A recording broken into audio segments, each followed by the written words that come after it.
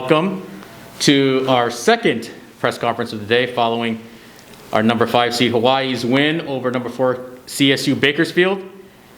At the interview podium now is head coach Laura Beeman. She is on the right. Student athlete Deja Phillips is on the left.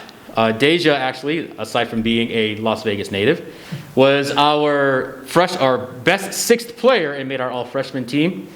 So the way that we will have the proceedings today is that the coach will start with a statement about the game, and then we will open up for questions just for Deja, and then open up for questions for both of them up there. If you do have a question, I ask that you write the word question in the chat box, and then your name and affiliation. Our interviewees here can see you, and they will be able to hear you, so just speak concisely as well. So, Coach, whenever you're ready. First off, I just want to congratulate Cal State Bakersfield and Greg for just a tremendous season. They were in and out of quarantine a ton this season, and I know that they're just coming out, and we've been in that position. And so it's not a position you want to be into going into a big game. But Greg McCall is a great man. He runs a great program. I have nothing but just tremendous respect for him. I thought his team played very, very hard. Easily came out, hit some really big shots early on, and then they were able to pound the ball inside a little bit against us until we made some adjustments. I do think conditioning probably got them down the stretch because of being in quarantine. We struggled. We put a lot of points up on the board, but we struggled offensively. It just made it a lot more difficult at times than we needed to. What I will say, though, is to have a bunch of freshmen that just don't quit. And Kelsey and Maya and Deja lead that charge. There is no quit to this team. They want to win, and they figure out a way to do it both on both sides of the ball. That's just an exciting place to be, not only in a tournament, but for the future of our program. I'm happy to be advancing. We need to make some big adjustments going into tomorrow's game. We know what UC Davis is capable of. We had a couple tight games with them at our place. But we're going to have to make some adjustments going into that game tomorrow in order to see some success. Now, open up for questions for our student athlete Deja. Again, if you have a question and are not on a handheld device, please type question in the chat box and your affiliation. If you are on a handheld device, you feel free to raise your hand. First question from Steven Tsai. Go ahead, Steven. Hi, it just seemed like your outstanding offensive rebound today just gave your peers a lot more confidence. If they missed a shot, they kind of knew there would be a second shot there. I was just wondering what you guys do to dominate the second chance points. We just basically we had to talk in halftime, and we had to go out and out rebound number 54 and just work around, and so that's what we did. Came out, rebounded, and put it back in. Our next question, Mr. Kerr. Go right ahead. Hi, Greg Kerr, KBA-KTV in Bakersfield. Coach, congratulations on the win. Wondering if you could tell us how your team's changed since you played Bakersfield.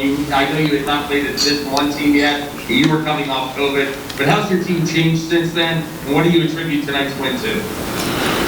I think that coming out of quarantine was definitely hard. I also look at the fact that we lost a starting point guard in Nate Calhoun. And that affects your rotation. It affects, the chemistry.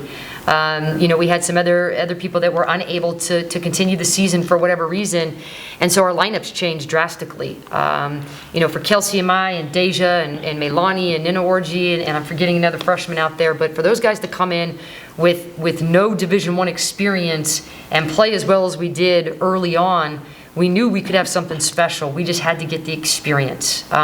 These freshmen don't know what they don't know, and that's good and bad. But the more experience they have gotten, the better we have become, offensively and defensively, understanding the speed and the pace of the game. So I just think that our chemistry is better, our rotations are better, and we have experience. And we have a bunch of young women that want to win. And that's really, really exciting. So I just think that we're a very, very different team because we've had experience and time. Next question to David Yafkowitz. Go ahead, David. Hey, Coach, this is a question for you. How big was Deja today? Not just with her scoring, she was all over the court, her rebounding, her playmaking, defense, and not just for today, but all season long, as sixth player of the year, just how important has she been as a freshman to step in right away and be able to have such a big contribution to the group here? She probably needs to plug her ears, but when we recruited Deja, we knew how special she was.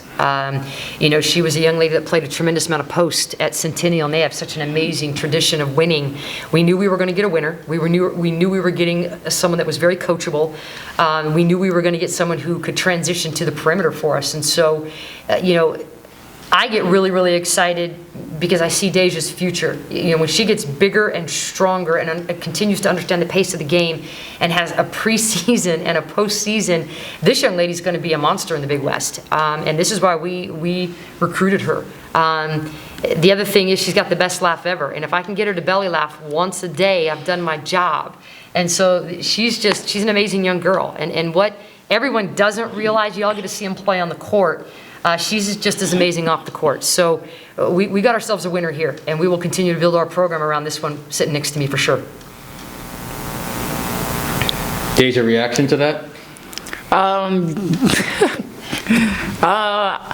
Honestly, I came here to be a winner. I wanted to make history at this program, so I came here. I love the coaching staff. I love the players, everyone here. So, I want to go home with a championship. Deja, you and other freshmen had one of the more interesting freshman years out there, given the current environment with the pandemic and everything, and having to wait so long to actually get on the court. How did that affect you? And then how did you get past that to get to the point where you are now as best six player, all freshman team player? It affected me a lot because, I didn't really have nothing to do. All I do is play basketball. So it affected me a lot. But then, once we got into the gym, it was you either work hard or go home because it's we don't know when the next time we have to quarantine. So we have to keep going and keep going. So just keep going hard every time. And Steven, do you have another question? Yeah, I was just wondering what you thought about Jaden's performance today. It seemed like a little bit of struggles early, but you just kept finding your groove at the end. How that happened? What did you guys see to help her open up her game? That's Jaden. Anyone who's watched our program for 4 years, have you ever seen Jaden not play hard? She figures out a way to get herself out of a funk if she's ever in one. She does not have an off switch. She's a little unorthodox in what she does, but we've embraced that. Jaden's embraced that. She struggled more from the free throw line than she normally does, but you don't know when you look at her face that she's struggling. She just, okay, I'm going to get a stop. I'm going to get a rebound. I'm going to attack hard. I'm going to put pressure on the defense. So anyone who's watched our program for 4 years, that young lady doesn't have a stop button. So I am not surprised when Jaden has the game that she has, and a lot of times the stuff that she does doesn't show up on the stat sheet. I'm super proud of that kid. I want to play as long as we can for Jaden, for Barb, because of what they've done for our program. So absolutely not surprised that she can get herself out of a funk.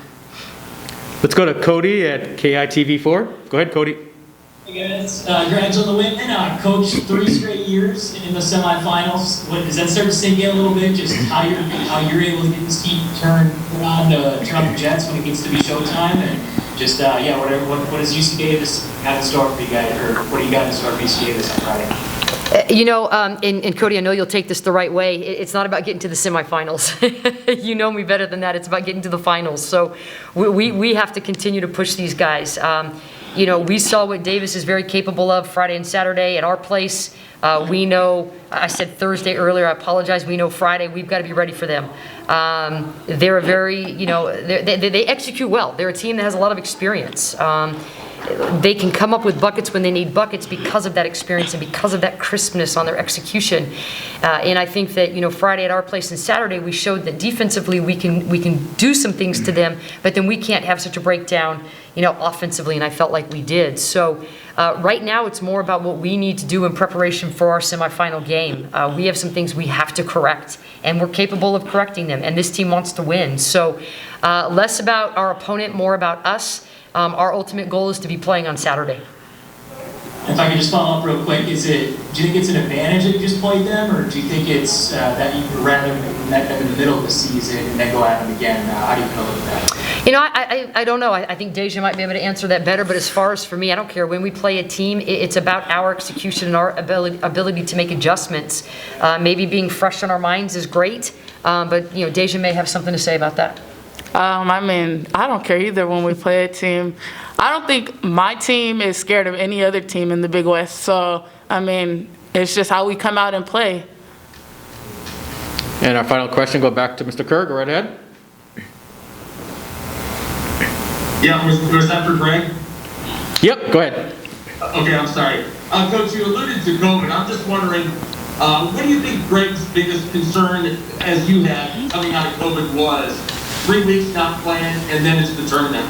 What was the toughest thing for you? What do you think the toughest thing was for him? Everything.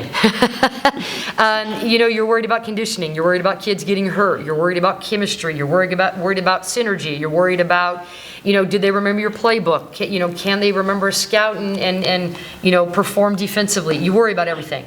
The biggest thing is you didn't want or don't want to be that team that has to come out of COVID, because that's the great unequalizer, and I don't even know if that's the right word, but COVID makes things unfair. It puts people in quarantine longer, and it does things to people's mentality. I know Greg is passionate about his players and about their mental health, so I'm sure he was concerned about that, as we were when we were in quarantine. So I think that, you know, coming out of quarantine, you just tell your kids, go out and play the best that they possibly can. You want to make sure that their hearts and their heads are okay. Play for each other. You hope they remember a lot. Obviously, they did. I thought they played very, very well. And that's just, again, a testament to Greg and what he does with this program. But COVID just makes things very, very unfair. Thank you, Coach. And thank you both, and thank you everyone for joining in today. Congratulations, and we'll see you on Friday. Thank you. Thank you. Good job, man. Excellent job. I can do that too. Sorry, I said